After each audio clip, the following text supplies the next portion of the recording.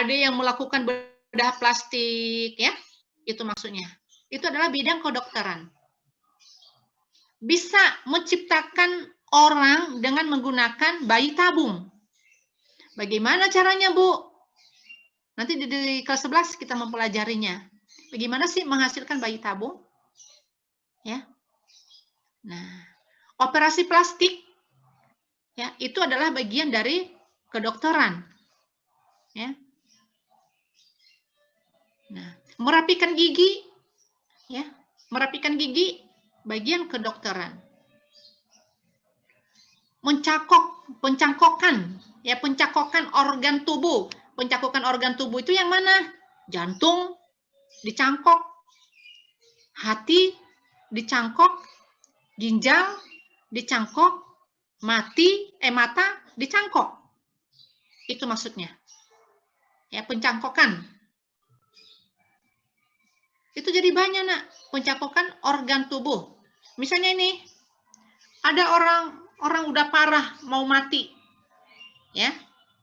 Ada orang yang membutuhkan mata karena dia nggak bisa lihat. Karena matanya rusak sebelah misalnya. Nah, tapi harus ada perjanjian, Nak, antara yang mendonorkan dengan yang menerima. Harus ada perjanjian. Ya. Dia mau nggak dicangkok matanya, mau nggak dia memberikan matanya untuk orang yang membutuhkan itu. Kalau dia bersedia, baru boleh dicangkok. Kalau dia nggak bersedia, nggak boleh, percuma. Karena dia juga kalau dicangkok, kalau nggak cocok ya nggak bisa. Ya. Kemudian pencangkokan mata itu juga, contohnya pencangkokan mata itu harus sesuai dengan saraf mata orang yang mau menerima. Nah, ya, jadi bukan misalnya, oh ya Ibu Mulyana ini udah sekarat gitu ya. Nah, Kaisha butuh mata. Nah, jadi bukan seakan-akan bola mata Bu Mulyana itu langsung masuk ke Kaisha, enggak. Harus dilihat dulu, diteliti dulu, sarafnya pas enggak? Sarafnya bisa enggak? Itu maksudnya, pencangkokan. Ya, jadi dia nggak main cangkok-cangkok aja gitu, Nak. Ya. Nah, kemudian itu bagian kedokteran. Ya, bagian kedokteran itu banyak sekali, Nak. Ya, keuntungannya. Kemudian di bidang farmasi. Ya. Nah, kalau tadi Ibu katakan bidang kedokteran itu hanya pada manusia, bagaimana dengan hewan, Bu? Ada juga bagian hewannya nanti. Ya. Nah, bidang farmasi adalah bagian obat-obatan, pembuatan obat, peracikan obat, ya. Itu namanya kimia farmasi. Ya, kita bekerja di bagian kimia farmasi. Karena di bagian kimia itu adalah yang menjual obat-obatan. Makanya nanti ada yang diracik obat. Kalau kita menunggu, oh ini diracik dulu obatnya ya, Bu, akan menggunakan waktu yang lama. Nah, ya. Nah, kemudian selain dari farmasi, ada bidang teknologi pangan. Ada di bidang teknologi pangan. Di bidang teknologi pangan itu menghasilkan produk makanan. Ya, menghasilkan produk makanan. Produk makanan itu banyak loh, Nak. Ya. Kita manusia sebanyak ini, kita Indonesia, beberapa jumlahnya, ya. Kalau makanan tidak cukup, kalau tidak dilakukan teknologi pangan, maka makanan yang akan kita butuhkan itu tidak akan cukup. Ya, tidak akan cukup. Nah, supaya cukup bagaimana? Ya, menggunakan teknologi. Teknologi apa? Teknologi pangan. Yang menghasilkan pangan itu bermutu, berkualitas. Contoh misalnya padi, penanaman padi itu dicari bibitnya yang unggul, dicari bibitnya yang berkualitas, ya, yang bisa menghasilkan jumlah yang banyak sehingga mencukupi kebutuhan seluruh Indonesia misalnya, seperti itu. Jadi ini adalah pekerjaan daripada bidang pangan, ya. untuk menghasilkan, untuk menciptakan makanan demi kebutuhan masyarakat yang membutuhkannya. Seperti itu ya. Nah, kemudian di bidang pertanian tadi ini, kalau teknologi pangan ini tadi ya Ibu katakan tadi bagian pangan itu ya yang berkaitan dengan makanan-makanan seperti tauco, pembuatan tauco, pembuatan tempe, pembuatan kecap, ya. Nah, pembuatan tapai, pembuatan itu kedelai, ya, itu digunakan semua ini tuh bagaimana caranya bisa dapat menghasilkan, ya. Dan bagaimana supaya makanan itu tidak rusak. Nah, dibuat dalam seperti itu, nah diasapin atau diasinin, didinginkan, itu maksudnya, ya.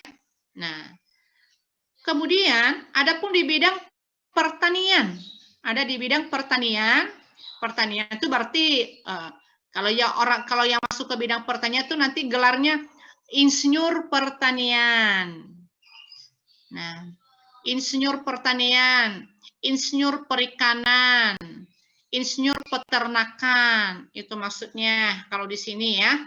Kalau insinyur pertanian ini berarti berkaitan dengan kebutuhan seperti padi, singkong, ubi, jagung, sayur-sayuran. Nah, maksudnya ke sini, Nak, ke bidang pertanian. Ke bidang pertanian masuknya. Nah, mencukupi kebutuhan manusia ya dalam bentuk sayur-sayuran, dalam buah-buahan ya. Nah, begini ya. Kemudian di bidang perikanan. Ini di bidang pertanian, ini di bidang perikanan ya. Ini salah ini, Nak. Ini udah ada ya. Di bidang perikanan. Di bidang perikanan ini berhubungan dengan berhubungan dengan kelautan, perikanan laut, perikanan air tawar ya. Nah, itu maksudnya perikanan. Bidang peternakan ya. Ada juga di bidang peternakan, tadi itu benar Ibu yang salah. Di bidang peternakan. Ya, ini di bidang peternakan. Jadi ada di bidang perikanan berarti ini bagian ikan-ikan, baik ikan yang dihasilkan dari laut maupun yang dihasilkan dari air tawar, air payau, ya. Kemudian di bidang peternakan, ya, di bidang peternakan itu ya berarti menghasilkan hewan-hewan seperti daging, ya, seperti telur, itu namanya termasuk ke dalam peternakan hewan. Peternakan sapi, peternakan kambing, peternakan ayam, peternakan bebek, nah itu termasuk ke sini ya. Nah, peternakan. Kemudian bidang industri, ya di bidang industri itu yaitu pemisahan logam, ya. Nah untuk memisahkan logam, kalau itu biasanya itu di bidang perindustrian itu misalnya baja, ya. Nah, itu digunakan tenaga atau menggunakan jasa daripada bakteri, ya, memisahkan logam dari bijinya. Ya, jadi logam itu ada bijinya, Nak. Ya, supaya biji logam itu bisa berpisah dari ininya, digunakan jasa dari bakteri, ya. Nah, kemudian satu lagi di bidang pengelolaan lingkungan hidup. Pengelolaan lingkungan hidup itu menggunakan mikroorganisme yang mampu menguraikan tumpahan minyak di luar dan plastik dengan bakteri ya. Ya kayak sampah-sampah gitu ya. Bagaimana cara mengelola sampah ya. Bagaimana cara mengelola barang-barang bekas gitu ya. Nah, seperti itu. Nah, sampai di sini ada yang bertanya, Nak? Sampai di sini ada yang bertanya dulu? Silakan kalau ada yang bertanya. Bu. Ya. Tadi farmasi apa dah? Farmasi itu berhubungan dengan obat-obatan, Nak. Oh, oke.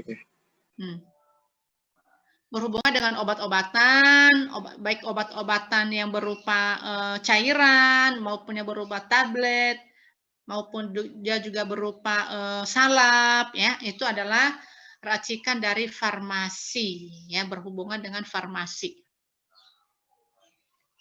Silakan kalau ada yang mau bertanya. Nah, kemudian kerja ilmiah, ya, kerja ilmiah itu adalah seorang ahli sains melakukan percobaan untuk menghasilkan produk-produk yang secara nyata, ya, yang secara nyata, kemudian memiliki prinsip. Seorang sains itu memiliki prinsip, memiliki modal, harus ada hukumnya dan ada teorinya. Jadi mereka melakukan kerja ilmiah itu bukan asal dikerjakan, ya, Nak, bukan asal melakukan pekerjaan, tidak. Tapi mereka harus punya prinsip, harus ada modalnya, Nak. Modalnya apa? Kepintarannya, ilmunya, dan ada hukumnya, ada teorinya, ya. Nah, seorang ilmuwan, ya, ilmuwan akan memiliki sifat-sifat, ya. Ada beberapa sifat seorang ilmuwan, ya. Sifat-sifat seorang ilmuwan itu apa aja, ya? Dan siapa aja ilmuwan itu, ya? Siapa aja ilmuwan dari biologi itu? Ada Georg Mendel, ada Antonio van Leeuwenhoek, ada Alexander, ada Iwan Wilmut. Itu adalah orang-orang sains yang bekerja secara ilmiah. Sekali lagi ulangi, bahwa kerja ilmiah itu dilakukan oleh seorang ilmuwan, ya. Ilmuwan yang diantaranya ada Georg Mendel, ada Antonio van Leeuwenhoek, ada Alexander, ada Iwan Wilmut. Itu adalah orang-orang yang melakukan kerja ilmiah. Nah, orang ilmuwan ini mereka memiliki sifat, Nak. Ada beberapa sifat seorang ilmuwan. Jadi untuk menjadi seorang ilmuwan itu mereka harus memiliki sifat. Sifatnya itu apa? Ya, salah satunya sifat seorang ilmuwan peka dan kritis terhadap fenomena atau bekerja di alam, ya, atau bekerja di alam, kejadian alam, ya, atau kejadian di alam, fenomena atau kejadian di alam. Peka, maksudnya dia peduli gitu, Nak. Peka banget, peduli, ya, dengan apa yang terjadi di lingkungan kita. Misalnya ini fenomena itu contohnya apa, Bu? Kejadian itu contohnya apa, Bu? Kejadian alam itu seperti misalnya banjir. Orang peduli, ya. Sains itu peduli, mereka itu punya sifat peduli untuk menyelamatkan jiwa orang dari kebakaran, dari banjir, dari gempa. Seperti itu, Nak. Ya. Jadi seorang sains mereka akan memiliki sifat peka dan kritis terhadap fenomena atau kejadian-kejadian yang ada di alam. Ya, jadi apa yang terjadi mereka harus melakukannya, ya. Kemudian para sains itu mereka tidak percaya, Nak, dengan tahayul-tahayul begitu. Mereka tidak percaya. Tahayul itu kan macam-macam, ya. Apa itu tahayul, Nak? Contoh-contoh tahayul itu apa, Nak? Betul, sesuatu yang tidak jelas, ya. Dongeng, ya, Nak, ya. Dongeng gitu loh. Seperti itu, ya. Jadi tahayul, tidak percaya pada tahayul-tahayul. Kalau misalnya ada yang meramal, nanti Indonesia ini begini, begitu, begono. Nah, mereka nggak percaya itu. Ya. Mereka, seorang sains, tidak percaya dengan hal-hal seperti itu. Ya.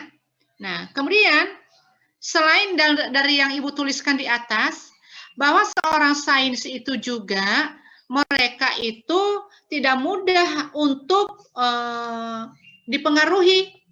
Tidak mudah dipengaruhi, Nak. Ya, tidak mudah dipengaruhi oleh siapapun. Nah, kemudian memiliki minat yang besar untuk dapat menghasilkan suatu produk. Punya keinginan untuk bagaimana ya saya bisa menghasilkan suatu produk hasil ciptaan sendiri. Itu maksudnya. Ya. Bagaimana saya bisa menghasilkan makanan yang bermutu. Ya. Nah, bersifat rasional. Ya. Bersifat rasional. Bersifat jujur. Ya. Seorang sains bersifat jujur. Ya. Seorang sains bersifat disiplin. Itu maksudnya, Nak, ya. Nah, jadi dari penjelasan yang Ibu sampaikan ini, nanti ini menjadi suatu pekerjaan kamu, Nak. Ya. Ini menjadi suatu pekerjaan kamu, ya. Kemudian ada metode keterampilan proses, ya. Metode keterampilan itu adalah suatu proses di dalam menerapkan suatu penemuan sendiri, fakta dan konsep ilmiah dalam melibatkan siswa. Ya. Nanti kamu akan menemukan di sana pendekatan keterampilan proses. Kemudian metode ilmiah itu apa aja? Metode ilmiah itu berhubungan dengan menemukan dan merumuskan masalah, ya. Menemukan dan merumuskan masalah, itu metode ilmiah. Kemudian mengumpulkan informasi data-data. Nah, maksudnya bagaimana tuh maksudnya, Bu? Menemukan dan merumuskan masalah. Ibu ambil secara singkatnya, ya. Misalnya ini ada teman kita nggak masuk kelas, ya, nggak masuk kelas. Lalu Ibu bertanya, ini teman kamu kemana? Kok nggak masuk? Iya tuh, Bu, anaknya malas, nggak mau belajar. Iya, Bu, dia nggak punya kuota. Iya, Bu, dia nggak punya uang transportasi. Begitu maksudnya, itu ya contoh. Nah, sebelum kita mengatakan hal itu, kita lihat dulu masalahnya apa. Barangkali teman kita itu masalahnya ada yang lebih rumit dari apa yang kita sebutkan tadi. Kita cari dulu masalahnya apa, benar enggak si A itu enggak masuk karena dia tidak punya kuota, karena dia malas, atau karena dia enggak punya transportasi. Kita cari tahu dulu. Jangan kita ngomong aja sebelum kita harus membuktikan, cari masalahnya itu kenapa dia enggak datang, ya. Lalu misalnya kita mau membuktikan, benar enggak tadi yang kita datang sama orang tuanya, Bu, ini kenapa si A enggak hadir ke sekolah? Masalahnya apa, Bu? Nah, mungkin saja bisa faktor ekonomi, ya. Mungkin bisa faktor ekonomi, ya. Nah, misalnya kata ibunya, iya Bu, anaknya lagi ogah mau masuk sekolah, ya. Iya Bu, anaknya begini-begini. Padahal sebenarnya juga bukan karena masalah kuota, bukan juga karena masalah misalnya nggak ada uang transportasi, karena memang ada suatu permasalahan yang ada di dalam rumah. Ya. Nah, makanya masalah itu kita tanya dulu, ya. Nah, setelah kita kumpulkan, ya. Jadi informasi itu tadi kita kumpulkan dulu. Untuk mendapatkan informasi atau masalah, Kita tidak bisa nak dengan hanya satu orang kita mendapatkan sebuah masalah, tidak. Ya. Jadi kalau misalnya tadi kita udah bertanya sama orang tuanya, kita tulis masalahnya itu begini-begini. Kita tidak hanya sama orang tuanya, nak. Mungkin bisa sama tetangganya. Kenapa ya, Bu? Teman saya nggak datang-datang ke sekolah. Atau mungkin bisa teman akrabnya kita bertanya, kenapa ya teman saya nggak bisa ini. Nah, jadi kita kumpulkan dulu informasi itu, nak. Setelah nanti kita menemukan informasi itu, baru kita susun hipotesis atau dugaan sementara.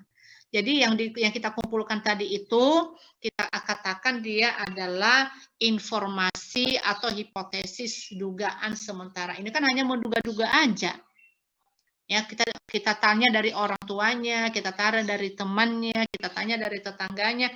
Nah, itu kita kumpulkan semua, nak.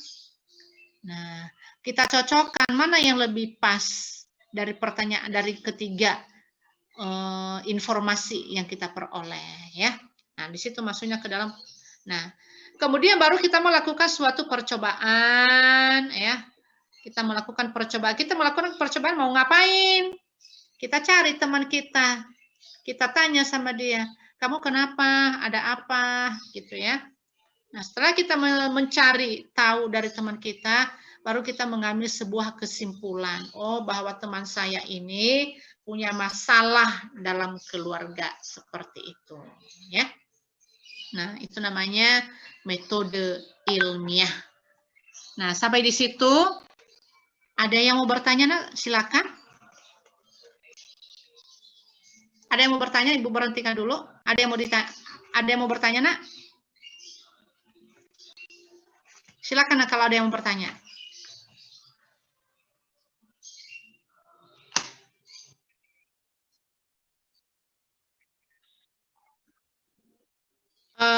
Metode ilmiah itu tadi yang Ibu sebutkan itu adalah metode yang mencari sebuah permasalahan. Mencari permasalahan. Ya, jadi metodenya itu ya pertama kita untuk mencari metode ilmiah itu ya mencari suatu permasalahan yang memang tidak nyata gitu loh ya. Belum tahu, itu masih dugaan-dugaan. Seperti tadi yang Ibu bilang, kita mencari teman kita yang bermasalah. Ya. Lalu masalah teman kita itu kita tidak langsung menanggapin begitu saja. Kita harus menanyakan kepada siapa kita mendapatkan informasi bahwa teman kita ini tidak hadirnya karena punya masalah, tidak punya transportasi, tidak punya kuota, tidak punya begini, ya. Belum tentu itu benar, ya. Maka masalahnya kita cari dulu, seperti itu, ya. Ya, kita cari masalah dulu, nak. Kita cari masalahnya dulu. Itu masalah teman kita itu di mana? Masalahnya di mana? Ya. Saat kita mencari masalah itu, jangan hanya satu orang aja. Jangan hanya sama satu orang aja kita mencari masalahnya. Tapi kita mencari misalnya dari tetangganya, atau dari saudaranya yang lain, atau dari temannya. Itu kan berarti bisa 4 ya, nak. Kita mendapatkan informasi ya. Nah, jadi masalah itu kita kumpulkan, nak. Kita kumpulkan masalah itu. Ya. Setelah kita kumpulkan masalah 1, 2, 3, dan 4, kita susun. Kita susun masalahnya itu tadi. Setelah kita susun, baru kita lakukan percobaan. Setelah kita susun, kita lihat yang mana yang sebenarnya yang menjadi masalah dari teman kita ini, dari hasil pertanyaan kita dari 4 orang. Itu maksudnya, nak. Ya. Maka informasi yang kita peroleh dari keempat ini artinya itu adalah informasi yang bersifat sementara. Kan masih menduga-duga, nak. Ya. Setelah kita kumpulkan, kita susun, kita lihat dia di mana sebenarnya teman kita itu ada masalahnya. Seperti itu. Paham ya? Oke. Ada lagi, Nak?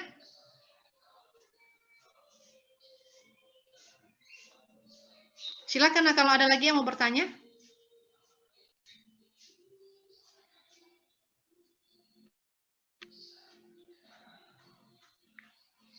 Silakan, Nak, kalau ada yang bertanya. Nah, nanti kamu, ini kan inti-inti yang Ibu kasih ya. Kan inti-inti tadi yang Ibu kasih, nanti kamu lengkapin. Lengkapin yang Ibu masukkan itu tadi. Yang Ibu tampilkan itu tadi. Ya.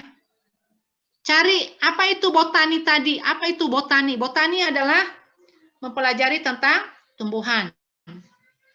Ya. Anestesia ya, ilmu yang mempelajari tentang pembiusan. Ya, jadi dari nomor 1 tadi cabang-cabang biologi nanti kamu tambahin karena itu hanya sebagian yang Ibu tuliskan di situ. Itu hanya sebagai contoh yang Ibu berikan kepada kamu. Nanti kamu lengkapi sampai 15 cabang biologi. Nanti 15 cabang biologi itu pasti beda-beda nah kamunya. Kamu beda-beda pasti karena memang cabang biologi itu banyak. Ya. Dan cari cabang biologi itu yang berkaitan dengan dalam kehidupan sehari-hari. Ya, paham ya, Nak ya? Ada lagi yang mau bertanya, Nak?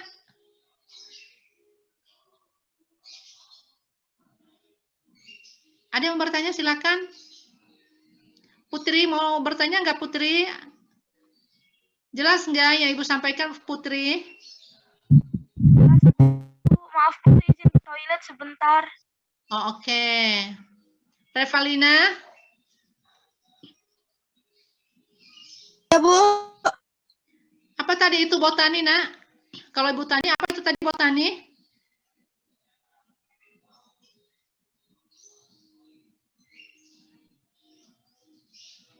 Apa tadi itu botani? Kalau Fauzia, apa tadi botani, Nak? Ilmu yang mempelajari tentang tumbuhan. Ilmu yang mempelajari tentang tumbuhan. Silvana, apa tadi biologi, Nak? Ya, mempelajari makhluk hidup. Yang mempelajari makhluk hidup. Kaisa, apa tadi sifat seorang ilmuwan?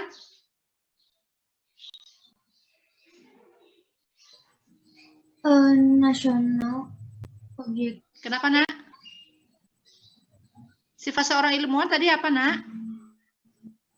Ilmuwan bersifat nasional, objektif, empiris. Bersifat rasional dan objektif.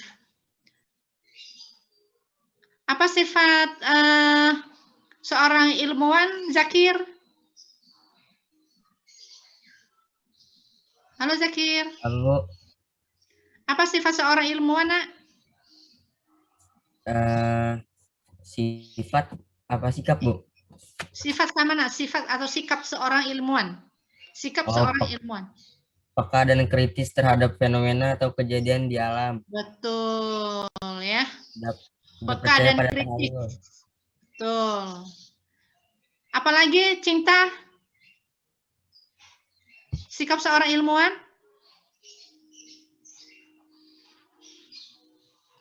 Halo, Cinta.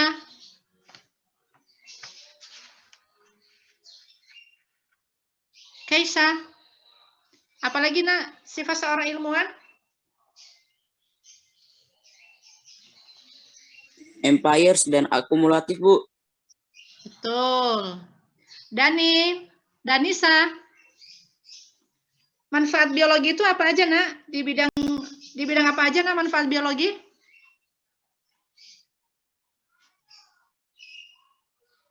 Danisa.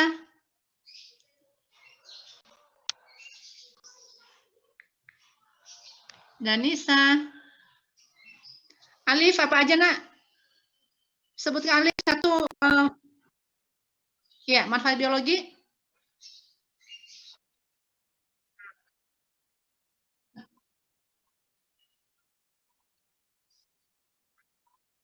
Betul. Betul. Betul. Oke. Ya. Ya. Oke. Oke, ya. Jadi organisme yang menguraikan, ya, pengelolaan lingkungan hidup. Coba ulangi lagi, Nak. Diandra. Halo, Diandra. Iya, Bu. Coba ulangi, Nak, manfaat biologi dalam kehidupan sehari-hari. Sus. Yang Ayo. yang kayak Alif, Bu. Iya. Manfaatnya yang kata di bidang kedokteran, Ya. operasi tentang operasi plastik, di bidang Di bidang apa lagi, Nak? di bidang pertanian, Ya. bidang pertanian tentang apa ya? Ya. Oke, nanti dilihat lagi ya, Nak, ya. Oke, ya. Raka, coba ulangi, Raka. Ya Bu, di bidang Coba ulangi, Nak. kedokteran, Apa aja? Hah? bidang kedokteran misalnya bayi tabung, Betul. metode KB, operasi plastik, Betul. pencocokan Betul. organ tubuh. Di Betul. bidang farmasi misalnya pembuatan atau peracikan obat. Ya. Di bidang teknologi pangan itu berhubungan dengan pangan. Oke. Bidang pertanian itu di bidang pertanian. Heeh. Kalau bidang perikanan itu tentang tentang kelautan itu. Oke. Bidang industri itu bisa memisahkan logam dari bijinya misalnya gitu. Nah, bidang pengelolaan lingkungan hidup itu misalkan pengelolaan sampah. Oke, ya. Anak-anak Ibu pinter, Masya Allah. Semoga kamu bisa ya, Nak, ya, semuanya gitu ya. Amin. Ya, pokoknya kalau kamu nggak mengerti, kamu kasih tahu sama Ibu, ya. Kamu kasih tahu, boleh berulang-ulang, ya. Nah, oke. Nah, jadi nanti yang Ibu sampaikan tadi ini, nanti kamu kerjakan di buku, ya, di buku. Ini kan cuma inti-intinya kan yang Ibu kasih, ya. Ini inti-intinya. Nanti kamu lengkapi, nah inti-intinya itu, ya. Pengertian biologi tadi itu kan udah Ibu bikin tadi pengertian biologi, ya. Kemudian sebagai seorang sains itu apa gitu ya. Nah, nanti kamu buat seperti itu.